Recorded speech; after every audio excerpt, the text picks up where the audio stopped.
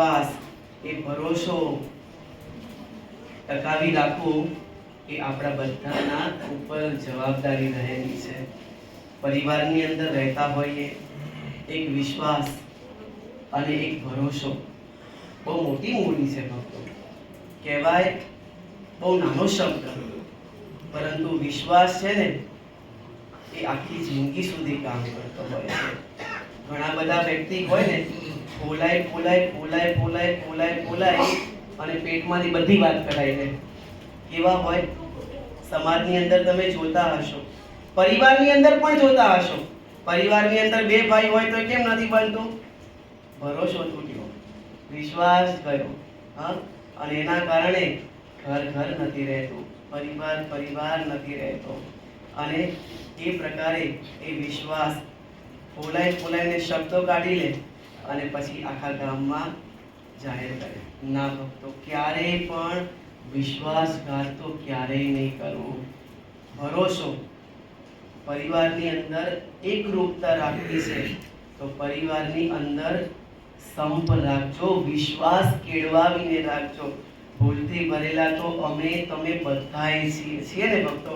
હા કે ના? આપણે બધાય ભૂલથી ભરેલા છીએ. કોઈ એમ ન કહી શકે કે હું ભૂલથી ભરેલો નથી. આપણે બધાય ભૂલથી ભરેલા છીએ.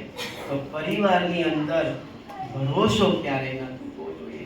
એક સંકલ્પ લઈએ, વિશ્વાસ ક્યારેય નહીં તૂટવો જોઈએ. વિચાર તો કરો, સુદામાને શ્રી કૃષ્ણ ભગવાનનો કેટલો ભરોસો હતો.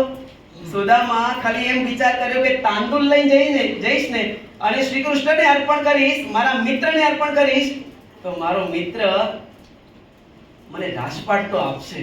એક ભરોસો.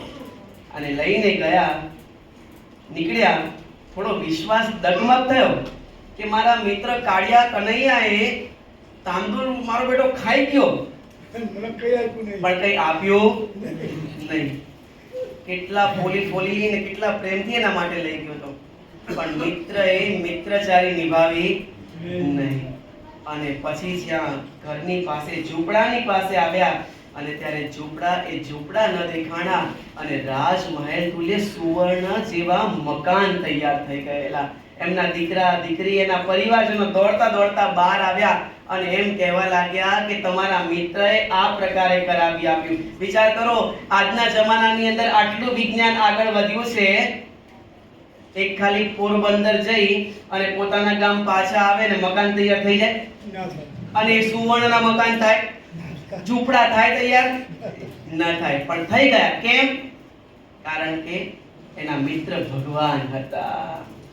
ત્વમેવ માતા ચ પિતા ત્વમેવ, ત્વમેવ બંધુ ચ સખા ત્વમેવ, ત્વમેવ વિદ્યા દ્રવિણમ ત્વમેવ, ત્વમેવ સર્વમ મમ દેવ દેવ.